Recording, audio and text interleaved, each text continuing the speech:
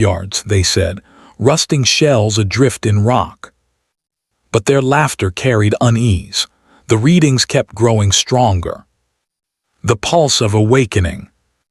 The breaking point came when a Dominion cruiser approached one of the so-called wreck fields. Its sensors registered dormant warships, rows upon rows, stacked like corpses in tombs, silent and cold. Then, without warning, they shifted. Not one, not two, hundreds. Engines that had not fired for 1,000 years coughed once, then roared to life. Energy signatures bled across the void. Massive hulls stirred, shedding centuries of dust and ice like old skin. Their armor plates were blackened but intact. Their weapons arrays unfolded like skeletal wings. And every code pinged valid. Every Terran IFF tag responded, as if the clock had never ticked forward. The Dominion cruiser fled in terror, but not before transmitting one final report. The graveyard moves. When the dead took flight. In the span of hours, the ruins were no longer ruins. The void filled with shapes the galaxy had only seen in archived hollows. Terran dreadnoughts, carriers, escort destroyers. But these were no relics crippled by time.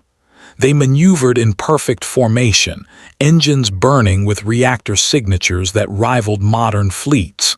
Their weapons bristled, their targeting arrays swept the stars, and their movements were not random. They were military, coordinated, alive. Entire armadas rose from the dust. Where scavengers had once crawled through broken hulls, those same hulls now accelerated with terrifying precision, shields flaring into existence, drive plumes scorching the void. The galaxy had never seen such a resurrection. The dead had not returned weak. They had returned ready. The panic of the living. Every government scrambled. The Kelari sent fleets to monitor the Terran awakening. They returned shattered, their cruisers carved apart by weaponry that should not have functioned after 1,000 years. The Zoran hegemony, who had written humanity out of history, recalled their archivists in shame. Their star charts filled with red alerts, but their leaders whispered in darker tones. If this is what they left behind, what of what they kept? Trade guilds collapsed in panic as Terran signals bled across communication bands, encrypted in codes no one alive could crack.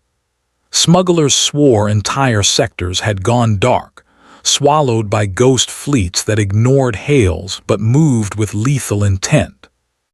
The phrase once spoken as a proverb shifted into terror. Where Terrans once shouted, now they thunder. The roar of old engines. Eyewitness accounts spread like wildfire. Miners in the Foros belt saw it first. Black-armored ships rising from a shattered moon, their drives igniting with a roar that made the rock tremble.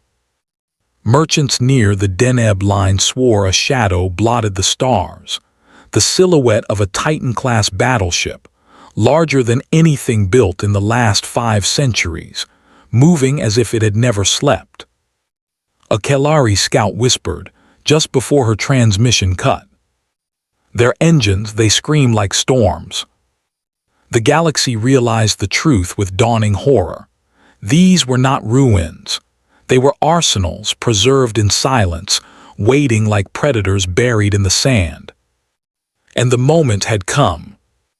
The clash of eras. The Keth Dominion made the first mistake. They assembled 3 full fleets to challenge the awakening, believing their modern technology would crush outdated relics. The battle lasted 12 minutes. Terran warships, awakened and coordinated as if no time had passed, annihilated the attackers with surgical precision. Rail lances split cruisers in half. Swarms of Terran drones erupted from hidden bays, tearing corvettes apart like prey.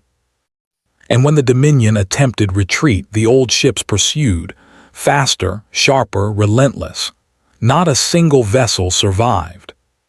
The galaxy shuddered. This was not a people crawling back from extinction. This was a storm that had waited, patient, for 1,000 years. The aftermath of resurrection. In the days that followed, one reality became clear. Humanity had not perished. They had prepared. They buried fleets in the dark, seeded shipyards in asteroids, locked their arsenals in silence, and waited. The galaxy's archives were wrong. History was wrong. The silence of Earth had not been death but hibernation. Now the engines roared again, and with them came the unspoken promise. Humanity does not surrender to time. They build storms and hide them, waiting for the day skis must burn once more. Among the councils of the great empires, dread spread in hushed whispers. If this is what they left forgotten, what lies in the places they still remember? Closing echo, the storm preserved. Across the stars, the shadows of Terran fleets stretch long. Their engines, buried for 1,000 years, roar with the fury of a race that refuses to die. The galaxy had believed humanity extinct. Now they know the truth. Humans do not vanish. Humans wait. And when the silence breaks, the storm comes with them. In the archives of the Vayari Dominion, humanity was a ghost. Records showed that once long ago, the Terrans had fought brutally across the stars, their fleets blazing like storms of steel and plasma. Yet those entries ended abruptly, like a song cut mid-note. The humans had burned bright, too bright, and then vanished into silence. For 1,000 years, the Galactic Council spoke of them only as a cautionary tale, a predator species that destroyed itself. Scholars mocked the legends. Commanders dismissed the stories as exaggerations. Humans, they said, are relics, ash in the wind, a curiosity for historians, nothing more. And so the galaxy forgot. Stars turned, empires rose and fell, while Earth was left a quiet grave. Or so it was believed. Whispers beneath the dust. The first sign came from the outer veil.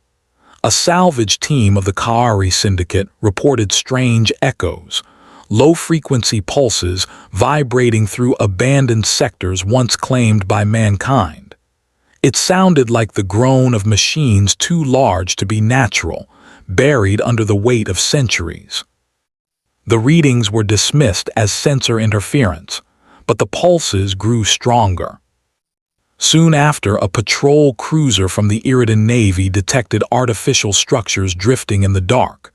Shipyards, rusted and skeletal, orbiting a dead star.